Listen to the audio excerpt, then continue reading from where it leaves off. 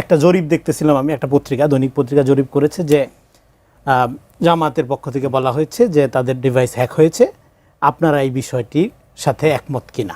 হ্যাঁ না প্রশ্ন ছিল। 37,000 সামথিং লোক ভোট দিছে, তার মধ্যে 90% লোক এটাকে মিথ্যা মনে করে, 10% লোক বিশ্বাস করছে যে এটা হ্যাক হয়েছে। এই বিষয়ে আপনার একটু মন্তব্য জানতে হবে। এই সব কিছু সারাদিনে তো এইটা নিয়ে সবচেয়ে বেশি আলোচনা হচ্ছে না। দেখেন, আমি একটা বই পড়তেছি এই মুহূর্তে আমার হাতে, সারাউন্ডেড বাই লায়ার্স। খুব ইন্টারেস্টিং, এবং এখানে একটা চ্যাপ্টার আছে how to construct a believable lie. আমার মনে হয় এটা পড়ার দরকার ছিল তাদের প্রেস কনফারেন্সে যাওয়ার আগে।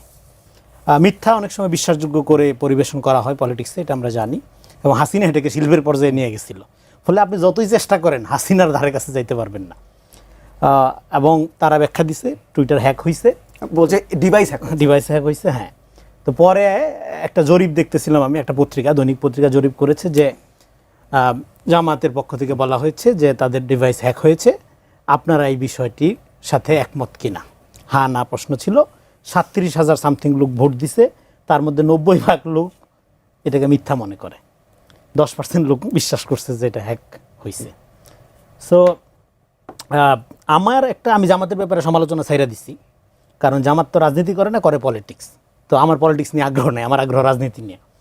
আপনার যেটা মিথ্যা সেইটাকে নিয়ে আপনি সেটা ঢাকার জন্য আপনি অনেক কজ, ফলস রেশনালিটি, মানে যেটাকে বলে যে মিথ্যা যুক্তি। কেন মনে হচ্ছে মিথ্যা? আমার কাছে মনে হচ্ছে না। আমি জরিপের কথা বললাম। আচ্ছা, কালবেলা পত্রিকার জরিপ আমি দেখে আস্তে আস্তেই দেখতেছিলাম আমি যে পাবলিক রিঅ্যাকশন কি বলে। 90% লোক মিথ্যা বলতেছে। তো 90% লোকের মধ্যে আমি একজন হইতে পারবো না, নাকি এই জন্য আমি দালাল হয়ে যাবো? হ্যাঁ, 90 এই দলের। আর আপনি যদি কোনো জামাতের কোনো সমালোচনা করেন তাহলে কিন্তু আপনি দালাল, নিরপেক্ষ না। শুধু এই দলের পক্ষে থাকলে আপনি নিরপেক্ষ। এটা হলো 5 তারিখের পরের সায়েন্স। হ্যাঁ, সোশ্যাল মিডিয়াতে তারা এইভাবেই ফ্রেম করে। সো এইটাকে আমি অ্যাবসলিউট মিথ্যা মনে করি, এবং নারীদের বিষয়ে তাদের পজিশন এরকমই। এটাতে অবাক হওয়ার কিছু নেই। একটা দল, আপনি তার যদি ম্যানিফেস্টোটা পড়েন, সেই ম্যানিফেস্টোটা যদি আপনি ভালো করে লক্ষ্য করেন, তাহলে জামাতের মানে আমির যা বলছেন, আল জাজিরা ইন্টারভিউর কথা বললেন, এবং এখানে এই শব্দটা তো অবশ্যই এটা উচ্চারণ করা যাচ্ছে না, যে শব্দ আপনি তো বুঝতেই পারছেন, এটা নিয়ে আলাপ করার কিছু নেই। সো এটাই তাদের, এই শব্দটা আসলে অবচেতন মনে বাইরে হয়ে যায় না, যেমন আমার মাঝে মাঝে রাগ বাইরে হয়ে যায় না টকশোতে। হ্যাঁ, অবচেতন রাগ কন্ট্রোল করতে পারি না, তো অবচেতনে বাইরে হয়ে গেছে শব্দটা।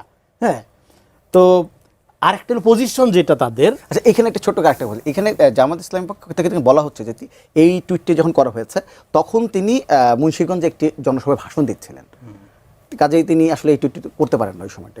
আরে বাবা, একটা টুইটার কি এই যে তারেক রহমানের টুইটার, বা ধরেন এনসিবির নাহিদ ইসলামের যে ফেসবুক পেজ, এটা কি নাহিদ ইসলাম ব্যক্তি নাহিদ চালায়, ফিজিক্যাল ব্যক্তি চালায়, না পলিটিক্যাল পজিশন চালায়? একটা কমিটি আছে, বডি আছে, তার বক্তব্যটা পার্টি পজিশন। আমিরের বক্তব্য এটা ব্যক্তি আমিরের, ধরেন এই বক্তব্যটা আমির দিল, হ্যাক হয় নাই সাপোজ ধরেন, হ্যাঁ, হ্যাকের এই বিতর্ক রাখবা, তারপরে সে কি বলতো? হ্যাঁ, যেমন ধরেন এই যে মিডিয়াতে হামলা করা হইলো, হামলা করার আগে তাদের ছাত্র সংগঠনের নেতাকর্মীরা যারা প্রকাশ্যে ফেসবুকে পোস্ট দিয়েছে সেগুলো যখন, এবং তারাও বিচারের দাবি জানাইলো এবং নিন্দাও জানাইলো, ফলে তাদের নেতাকর্মীদের দিকে যখন আঙ্গুল তোলা হলো যে আপনাদের নেতারা বিশ্ববিদ্যালয়ের ক্যাম্পাসগুলোর যারা নির্বাচিত প্রতিনিধি হয়েছে, তারা তো প্রকাশ্যে হুমকি দিয়েছে এগুলো ডিস্ট্রয় করার জন্য, তখন বললে এগুলো তাদের ব্যক্তিগত মন্তব্য।